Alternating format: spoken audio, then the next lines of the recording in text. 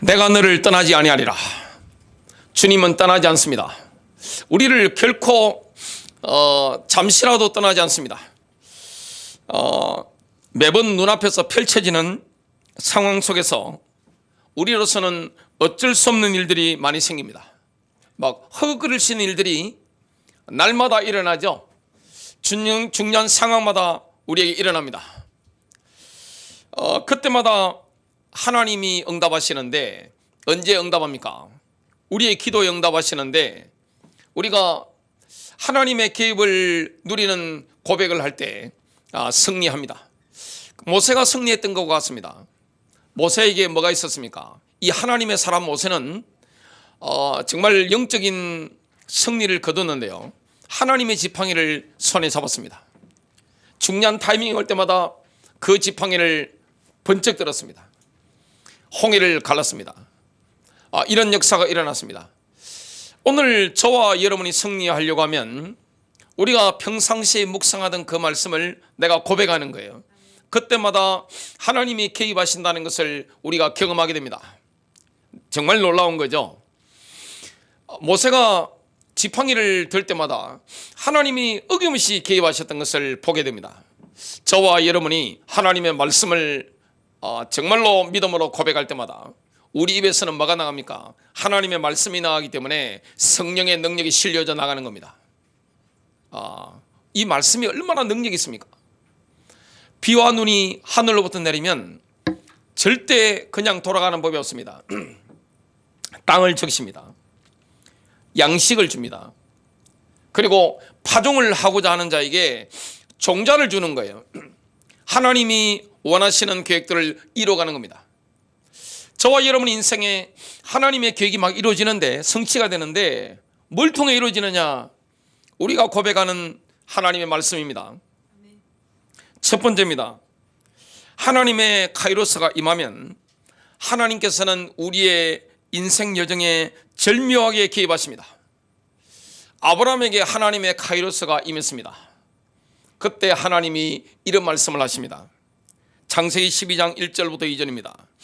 여호와께서 아브라함에게 이르시되 너는 너의 고향과 친척과 아버지의 집을 떠나 내가 내게 보여줄 땅으로 가라.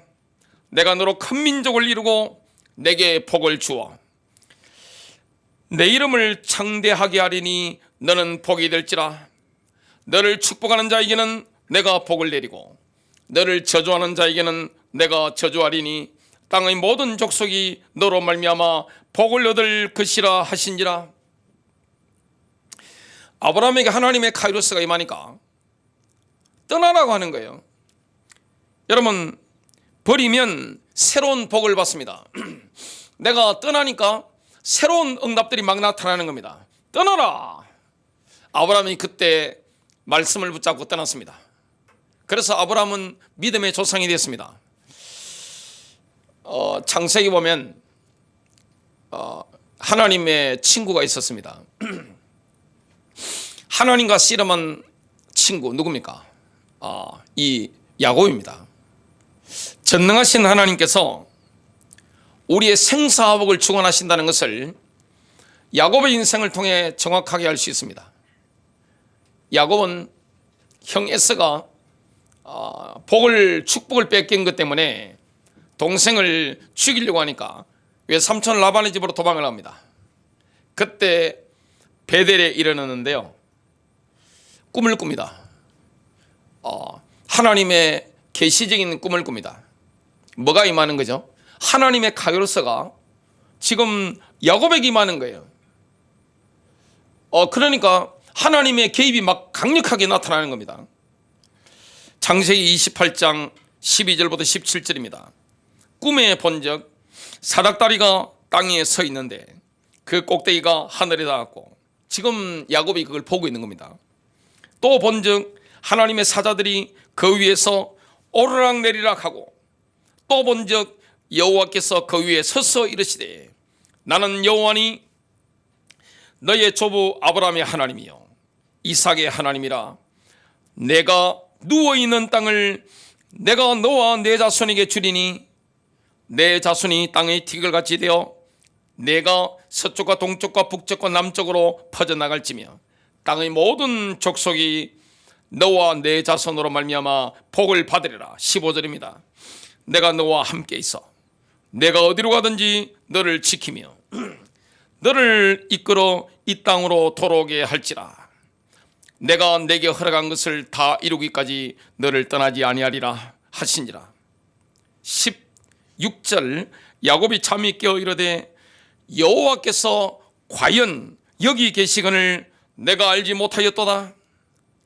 이에 두려워하여 이르되 두렵도다. 이곳이여 이것은 다름 아닌 하나님의 집이요 이는 하늘의 문이로다.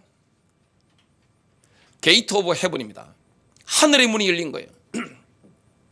지금 베델에서 하늘의 문이 열릴 뿐인 겁니다. 이런 하나님의 개입을 야곱이 경험하게 되는 겁니다. 그 이후에 야곱의 인생을 보면요, 하나님께서 이 말씀하신 그대로 떠나지 않고 함께하면서 계속 복을 주는 겁니다. 라반이 10번을 근로계약을 어겼습니다. 계속 뒤통수를 막 치는 거예요. 야곱이 뒤통수 치는데 안 통하는 거예요. 왜냐? 하나님이 딱 붙잡고 계신 겁니다. 저와 여러분 인생의 중요한 순간마다 하나님이 손을 내밀어 잡아주시잖아요. 저도 늘 느낍니다. 목회하면서 인생을 살면서 제가 어려운 순간마다 하나님이 제 손을 꽉 잡아주시는 거예요. 문제가 없습니다. 제가 지금 방금 이게 탁 틀어졌어요. 단추가 예배를 딱 시작하는데 탁 떨어진 겁니다. 이게 떨어지더라도 상관없이 꽉 잡아주시는 겁니다. 우리는 연약하잖아요. 우리 힘이 없잖아요. 매번 벌어지는 상황 가운데 이걸 어떻게 해결해야 되지? 이럴 때가 굉장히 많잖아요. 그때마다 하나님의 말씀을 고백하면 하나님은 절묘한 타이밍에 역사하시는 거예요. 어떻게 이렇게 야곱의 인생을 도와주실 수 있는지. 야, 외삼촌 라반이요, 뻗게 먹다가 야, 뭐 이런 사람이 있냐 싶을 정도로 이 야곱이 돌아오고부터는 재산이 엄청나게 막 불어나는 겁니다. 왜 그렇습니까? 하나님의 계획을 이룰 사람이기 때문에 그런 겁니다. 야곱이 얼마나 기도했겠습니까?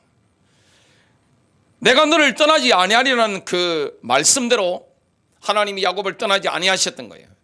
개입하셨던 겁니다. 하나님의 주권적인 섭리, 하나님의 주권적인 개입이다. 그러면 요셉을 예로 들 수 있습니다. 성경에서 예수 그리스도를 가장 닮은 인물, 가장 밑바닥에 내려갔다가 가장 높이 올라간 인물, 그 인물이 누굽니까? 요셉입니다. 요셉은 정말 고난이 많았죠. 하나님의 비전을 본 겁니다.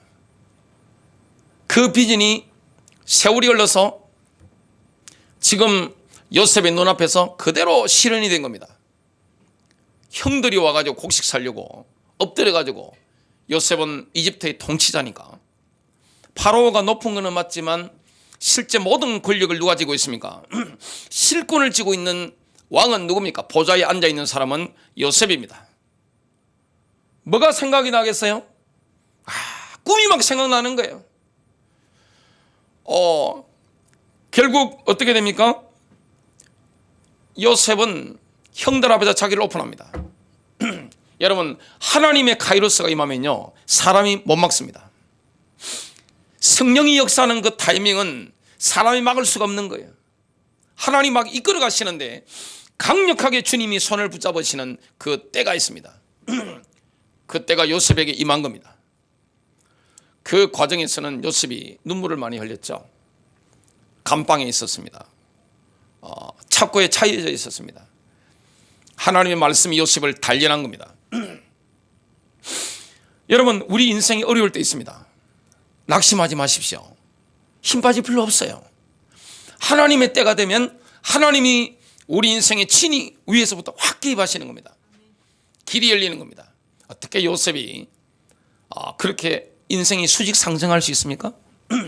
예수님께서 지옥까지 내려가셨다가 하늘로 바로 올라가시는 것처럼 요셉은 그런 인생을 살았던 인물입니다.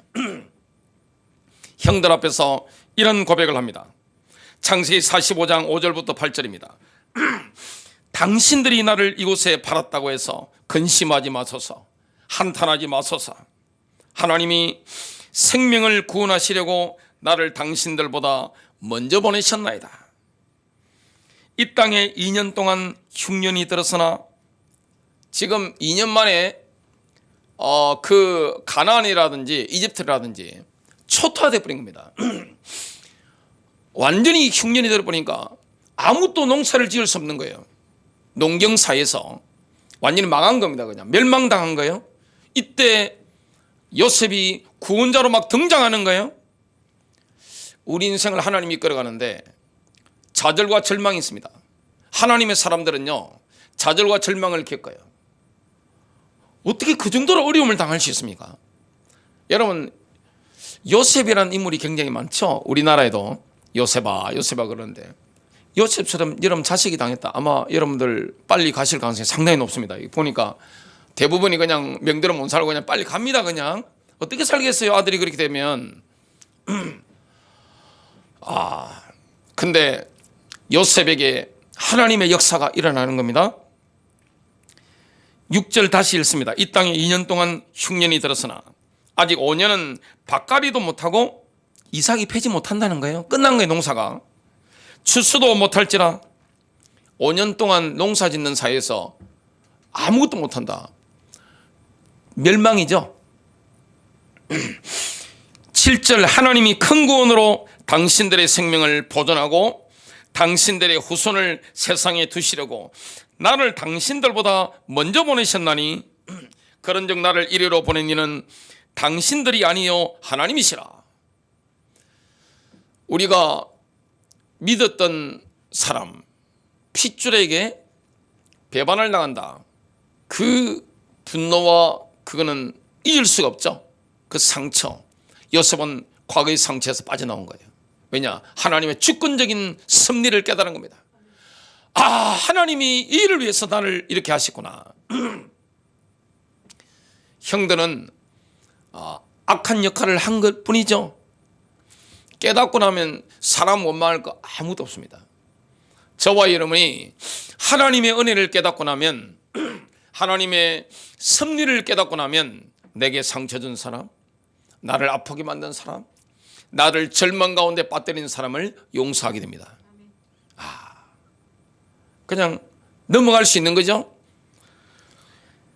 하나님이시라. 하나님이 나를 바로에게 아버지로 삼으시고 그 온 집에 주로 삼으시며 애굽 온 땅의 통치자로 삼으셨나이다. 큰 두 번째입니다. 하나님의 카이로스가 임하면 하나님께서는 인간 역사에 드라마틱하게 개입하십니다. 하나님이 인간 역사에 개입하시는데 아주 극적입니다. 그게 하나님의 카이로스예요. 시편 114편 1절부터 8절은 출애굽에 대한 찬양입니다. 이스라엘이 이집트에서 나오고 야곱의 집이 다른 언어의 백성들로부터 나올 때 유다는 그의 성소가 되었고 이스라엘은 그의 영토가 되었도다. 바다가 이를 보고 도망쳤으며 요단이 물러났도다. 왜냐? 주님이 행하시니까. 홍해 바다가 도망치는 거죠. 요단이 물러가는 겁니다. 누가 예수 그리스도께서 대장이 되셔서 진행을 하는데 막아설 수 있어요? 자연이? 자연은 하나님이 창조하신 존재입니다. 피조물일 뿐이에요. 전능하신 하나님, 창조의 하나님께서 지나가시면 어떻게 됩니까? 홍해도 도망치고 요단도 물러가는 거예요. 이게 출애굽입니다. 4절 산들은 순양처럼 뛰놀았으며 작은 산들은 어린 양처럼 뛰놀았도다. 오 너 바다야, 내가 어찌하여 도망쳤으며 너 요단아, 내가 어찌하여 물러났느냐. 너희 산들아, 어찌하여 너희가 순양들처럼 뛰놀았으며 너희 작은 산들아, 어찌하여 너희가 어린 양들처럼 뛰놀았느냐. 너 땅아, 주의 면전 곧 야곱의 하나님의 면전에서 떨지어다. 그가 바위를 연못으로 부싯돌을 샘물로 바꾸셨도다. 이스라엘의 회복에 대해서 예레미야 선지자는 이렇게 예언합니다. 예레미야는 눈물의 선지자입니다. 이스라엘이 멸망당하는 그 현장 속에서 백성의 그 우상숭배제를 끌어안고 처절하게 눈물을 흘렸던 애국자요 하나님의 사람입니다. 그런데 뭘 바라봤습니까? 이스라엘 회복입니다. 하나님이 개입하시면 회복이 되는 거예요. 한순간에 회복되는 거예요. 요셉이 한순간에 그냥 감옥에서 총리가 되는 것처럼 한순간에 나라가 회복되는 거예요. 상상이 안 되는 거예요. 예레미야 16장 14절부터 16절입니다. 보라, 그 날들이 오리니. 그 날이 오는 겁니다. 이스라엘 자손을 이집트 땅에서 인도한 주께서 살아계시니거니와 라고 더 이상 말하지 않고 그 대신 북쪽 땅과 그들을 쫓아내었던 모든 땅으로부터 이스라엘 자손을 인도한 주께서 살아계시거니와 라고 말할 것이라. 내가 그들의 조상에게 줬던 그들의 땅으로 그들을 다시 데려오리라. 주가 말하노라. 보라, 내가 많은 어부들을 보내리니 그 어부들이 그들을 낚을 것이요. 이 어부가 누굽니까? 시온주의자들입니다. 탈출하라고 하는 거예요. 예언되어 있는 거예요. 예레미야 선지자가 이거 다 예언한 거예요. 왜냐? 선지자는 미래를 보기 때문에 그렇습니다. 영감을 받았기 때문에 그런 겁니다. 그 후에 내가 많은 사냥꾼들을 보내리니 누굽니까? 나치주의자들입니다. 이 나치가 뭐 하는 겁니까? 그 포수들이 모든 산과 바위굴들에서 그들을 사냥하리라. 유대인들 막 사냥하는 거죠, 나치들이. 북쪽 땅은 어디입니까? 독일과 폴란드와 소비에트 연방입니다. 여기서 막 와서 1차 대전, 2차 대전을 거치면서 이스라엘 나라가 건국될 것을 지금 예레미야가 예언하고 있는 겁니다. 예레미야서 31장 8절부터 9절입니다. 보라, 내가 그들을 북쪽 나라에서 데려오고 땅의 경계들에서 모으되. 하나님이 하시면 이렇게 되는 거예요. 눈먼 자와 다리 저는 자와 아이 뵌 자와 아이를 베어 상고를 겪는 여자를 그들과 함께 모으리니. 전사들만 모으는 게 아닙니다. 임산부도 모으는 겁니다. 큰 무리가 거기로 돌아오리라. 그들이 슬피 울며 올 것이요. 선지자는 지금 미래되어질 일을 보고 있는 겁니다. 내가 강구를 듣고 그들을 인도하여 그들로 하여금 물 있는 강가에서 고든 길로 걷게 할 터인즉 그들이 거기서 걸려 넘어지지 아니하리라. 나는 이스라엘에게 아버지요 에브라임은 나의 첨난 찬이라. 인류 역사의 전환점은 언제입니까? 1967년 이스라엘이 예루살렘을 회복했을 때입니다. 세계사의 그런 중요한 지점이 되는 겁니다. 지금 우리는 어느 때를 바라보고 있습니까? 이방인의 때가 저물고 있는 시대를 보고 있습니다. 하나님이 세계 역사를 막 움직이는 거예요. 스가랴 선지자는 이스라엘이 메시아께로 돌아와서 하나님께로 가는 장면을 바라보고 있습니다. 이스라엘이 그들이 찔렸던 메시아를 쳐다보고 심히 애통해하는 비전. 지금 이런 비전은 실현되지 않았습니다. 마지막 때가 되면 이런 일이 일어나는 겁니다. 스가랴 12장 9절부터 10절입니다. 그 날들이 오면, 그 날이 오는 거예요. 하나님의 카이루스가 임하는 거예요. 사람이 못 막아요. 정치 조직이 못 막아요. 사단의 조직이 못 막습니다. 내가 예루살렘을 치러 오는 모든 민족들을 멸하고자 하리라. 또 내가 다윗의 집과 예루살렘 거민들 위에 은혜와 강구의 영을 부어주리라.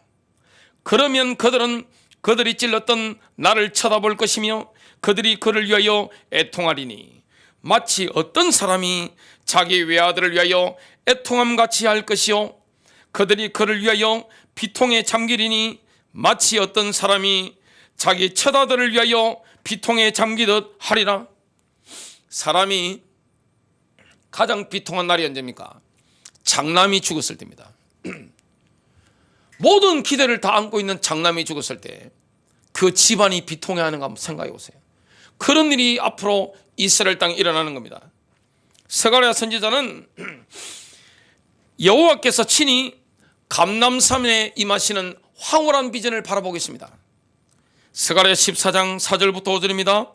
그의 발이 그날에 예루살렘 앞 동편에 있는 올리브산 위에 서시리니 올리브산은 그 중간이 동쪽과 서쪽으로 갈라져 매우 큰 골짜기가 생길 것이며 산의 절반은 북쪽으로 산의 절반은 남쪽으로 옮겨지리라. 너희는 산들의 골짜기로 도망하리니 이는 산들의 골짜기가 아살까지 미칠 것임이라. 지금 보고 있는 거예요. 지금 정녕 너희가 도망하리니 마치 유다의 우시야 왕 시대에 너희가 지진 앞에서 도망했던 것과 같으리라. 주 나의 하나님께서 오시리니 모든 성도들이 주와 함께 하리다. 큰 세 번째입니다. 하나님의 개입을 누리는 고백을 할 때마다 우리는 성령님의 기름 부으심을 경험하게 됩니다. 여러분, 상황이 어려울 때가 있습니다. 눈앞에서 펼쳐지는 상황 속에서 나로서는 어찌할 수 없는 일들이 많이 생깁니다. 그때 어떻게 해야 됩니까? 나로서는 어찌할 수 없는 지금 상황들이 막 군데군데 막 벌어지고 있단 말이죠. 이때 우리가 어떻게 해야 됩니까? 하나님의 말씀을 고백하는 거예요. 성령님이 주시는 그 레마를 내 입술로 고백하는 겁니다.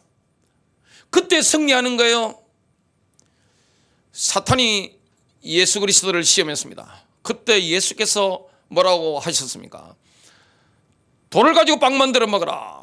사람이 빵으로만 살 것이 아니요 오직 하나님의 입에서 나오는 말씀으로 살 것이니라.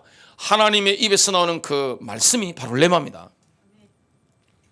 우리가 앞길이 그냥 아무것도 보이지 않을 때가 있습니다.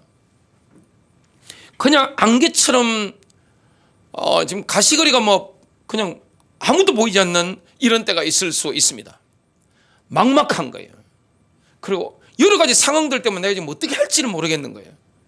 이때 하나님을 의지하면 주님께서 뭘 생각나게 만듭니까? 하나님의 말씀은 살았고 운동력이 있어 좌우에 날선 어떤 것보다 예리하여 혼과 영과 및 관절과 골수를 찔러 쪼개기까지 하며 이 말씀에 생각이 나는 거예요. 그러면 그 말씀을 내가 고백하는 겁니다. 상황이 바뀌는 거예요. 기름 부으심이 많은 거예요. 현장이 변화되는 거예요. 내 심령이 변화되는 거예요. 이런 응답을 우리가 누리게 되는 겁니다. 하나님께서는 우리가 성취해야 될 선한 일들을 미리 예배해 놓으셨습니다. 언제입니까? 창세 이전에 내가 태어나기 전에 내가 해야 될 일을 다 예배해 놓으신 겁니다. 가면 되는 거예요. 에베소서 2장 10절입니다. 우리는 그분의 작품이니 그리스도 예수 안에서 선한 일들을 위하여 창조되었느니라. 우리가 성취해야 될 선한 일들이 있는 겁니다. 내 평생에 해야 될 선한 일들이 있는 겁니다. 하나님의 목적이 있는 거예요. 사명이 있는 거예요. 누구에게나. 데이비드 리빙스턴이 사자에게 팔이 뜯겼습니다. 뭐라고 고백한지 아세요? 내게 사명이 있는 한 나는 결코 죽지 않는다. 그죠? 사명이 있는데 왜 죽겠어요? 해야 될 일이 있으면 죽지 않는 거예요. 제 동생은 남동생 2명이나 먼저 갔습니다. 어린 시절에. 사명이 끝나면 가는 거 아니겠어요? 굳이 오래 살 필요는 뭐가 있겠어요? 제가 오늘 간다. 여러분들 너무나 슬프시겠지만 제 개인적으로는 얼마나 영광이겠어요. 제가 그토록 사모했던 주님을 희미하게 보는 게 아니라 사실적으로 볼 거 아니에요. 가면 제일 만나보고 싶은 인물은 저는 다윗과 바울입니다. 제 마음에 굉장한 위치를 차지하고 있는 게 다윗과 바울이기 때문에 만나보고 싶어요. 그리고 저희 아버지도 만나보고 싶어요. 얼마나 보고 싶어요. 주님이 역사하는 거예요. 내 인생에 주님이 개입하시는 거예요. 내가 성취해야 될 선한 일들이 있는 거예요. 그 때문에 우리가 살아있는 거예요.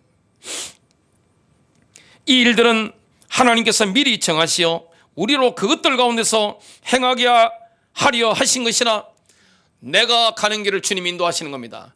나의 가는 길 주님 인도하시네. 보이지 않아도 가는 길을 주님이 인도하시는 겁니다. 다윗은 원수들이 자신을 에워싸 죽이려 했을 때 하나님께서 그의 날개로 자신을 둘러싸실 것을 신뢰했습니다. 시편 17편 7절부터 9절입니다. 오 주를 신뢰하는 자들을 주의 오른손으로 구원하시는 주여. 하나님을 신뢰하면요, 주님이 능력의 오른손으로 구원해 주시는 거예요. 하나님이 붙잡아 주시는 거예요. 그들을 치려고 일어나는 자들로부터 그들을 구원하사 주의 놀라운 인자하심을 보여주소서. 나를 눈동자같이 지키시고 주의 날개 그늘 아래에 숨기사 나를 학대하는 사악한 자들과 나를 둘러싸서 죽이고자 하는 내 원수들로부터 내가 벗어나게 하소서. 다윗은 진짜 이 기도에 응답받았습니다. 또 다윗이 뭐라고 기도합니까? 다윗은 이스라엘이 산채로 삼켜질 것 같은 상황에서 구출되는 것을 미리 바라봅니다. 다윗은 왕이면서 선지자입니다. 선지자가 뭐 하는 겁니까? 예언을 하는 거죠. 이스라엘이 앞으로 정말 홍수에 휩쓸려갈 상황에서 완벽하게 구출되는 그 광경을 바라보고 있는 겁니다. 시편 124편 1절부터 8절입니다. 이스라엘은 이제 말하기를 주께서 우리 편에 계시지 아니하였더라면 우리가 어찌 되었으리요. 사람들이 우리를 치려고 일어났을 때 주께서 우리 편에 계시지 아니하였더라면 그때 그들의 진노가 우리를 향해 타올라 그들이 우리를 산채로 삼켰을 것이요. 그때 물들이 우리를 뒤엎고 시내가 우리의 혼을 덮쳤을 것이며 그때 그 도도한 물들이 우리의 혼을 덮쳤으리라 할지어다. 우리를 먹이로 그들의 이에 내주지 아니한 주를 찬송하리로다. 우리의 혼이 새 사냥꾼의 올무에서 벗어난 새같이 피하였나니 올무가 끊어짐으로 우리가 피하였도다. 우리의 도움은 하늘과 땅을 만드신 주의 이름 안에 있도다. 우리의 도움은 누굽니까? 주의 이름입니다. 여호와 이름입니다. 예수의 이름입니다. 하나님은 이런 분입니다.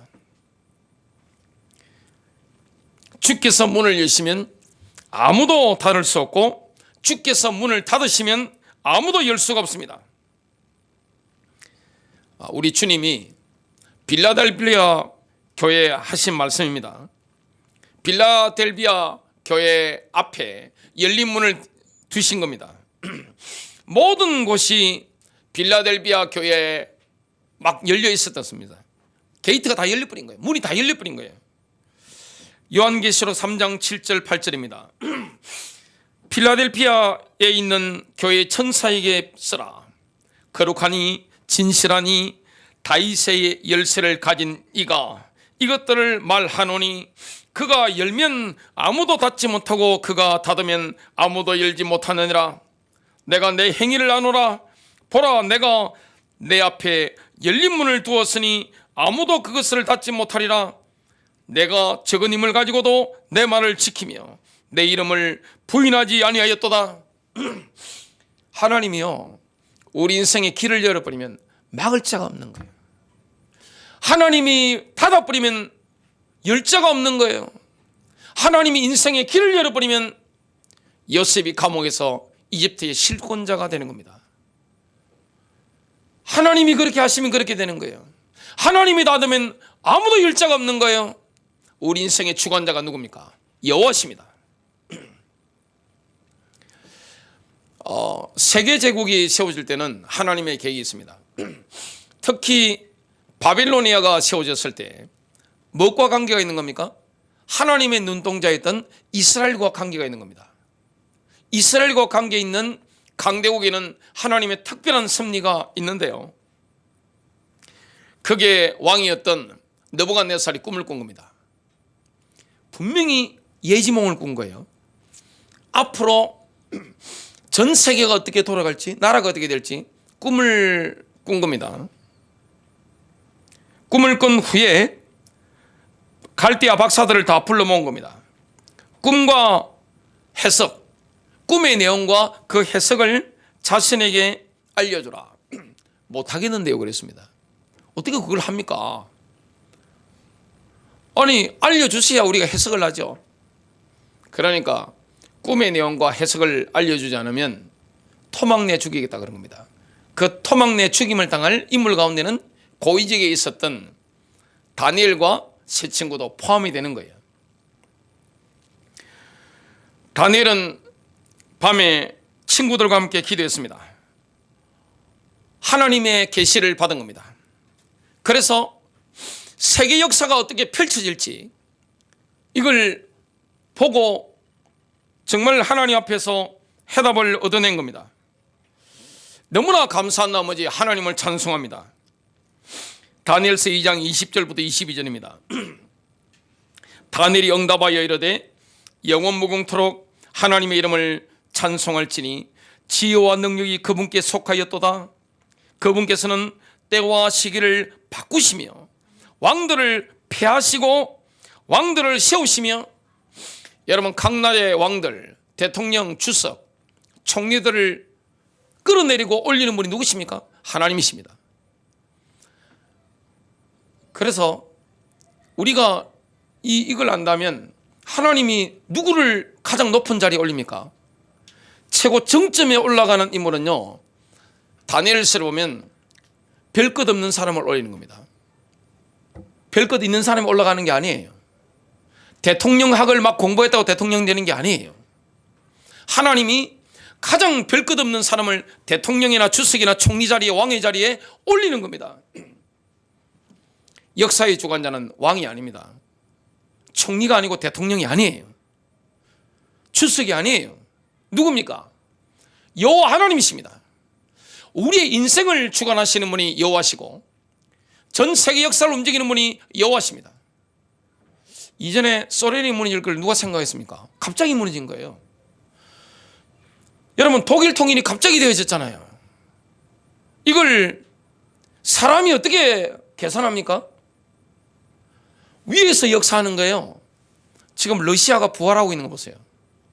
저는 소련이 망했을 때 그 이후에 가서 전도를 한 적이 있습니다. 그런데 갑자기 지금 부활한 거예요. 하나님이 올렸다가 끌어내리기도 하고 하시는 겁니다. 사람이 하는 게 아니에요. 사람이 하는 것처럼 보일 뿐입니다. 역사의 주관자 하나님이십니다. 지혜로운 자에게 지혜를 주시고 명철을 아는 자들에게 지식을 주시는도다. 그분께서는 깊고 은밀한 것들을 계시하시고 어둠 속에 있는 것을 아시며 또 빛이 그분과 함께 거하는도다. 느부갓네살이 이 내용과 해석을 듣고 완전 그냥 엎어져 버린 겁니다. 다니엘 앞에. 그런데 이 느부갓네살에게요, 교만한 마음이 딱 들어온 겁니다. 지가 별것 아닌 존재인데 그걸 모르고 내가 한 겁니다. 목 갑자기 깁스가 막 된 거예요. 이게 막 넘어가는 거예요. 그냥 목이 뻣뻣해지는 거예요. 어떻게 됩니까? 바벨론 왕궁을 거닐면서 혼잣말을 내뱉은 겁니다. 혼잣말을 하나님 듣고 있습니다. 입 조심해야 됩니다. 우리가 혼자 하는 말 있죠? 마음속으로 속삭이는 말도 하나님이 다 듣고 계시는 거예요. 다니엘서 이 4장 34절 35절 이전에 뭐가 나오는 거 아니까 내가 건설한 위대한 바빌론이 아니냐, 이 말이 떨어지기가 못습게 하늘에서 뭘 했습니까? 너 임마 너 끝장이야. 너 이제 아웃이야. 너 나락가? 이 말씀이 하늘에서 직접 들리게 된 겁니다. 그래서 7년 동안 느부갓네살은요, 짐승처럼 풀을 뜯어먹고 야수처럼 살았습니다. 그런데 7년 만에 어떤 일이 일어납니까? 그 날들의 마지막에 나 느부갓네살이 하늘을 향해 내 눈을 들었더니 내 명철이 내게 다시 돌아왔고 내가 지극히 높으신 분을 송축하며 영원히 사시는 분을 찬양하고 존경하였으니, 이 사람 불신자입니다. 자기 권력이 어디서 왔는지 권력의 권한을 아는 거예요. 하나님이 특별한 권력이나 황금이라든지 이걸 인기를 주는 것은 위에서 이유가 있어 주는 겁니다. 내가 했다고 생각하면 어떻게 됩니까? 바로 아웃입니다. 그분의 통치권은 영원한 통치권이요 그분의 왕국은 대대에 이르리로다. 35절입니다. 땅의 모든 거민은 아무것도 아닌 것으로 여겨지나 그분께서는 하늘의 군대에 있었으나 땅의 거민 가운데서나 자신의 뜻에 따라 행하시나니, 하나님의 뜻대로 나라를 세우기도 하고 폐하기도 하는 겁니다. 그분의 손을 치거나 그분께 말하기를 당신은 무엇을 하는가 할 자가 아무도 없느니라.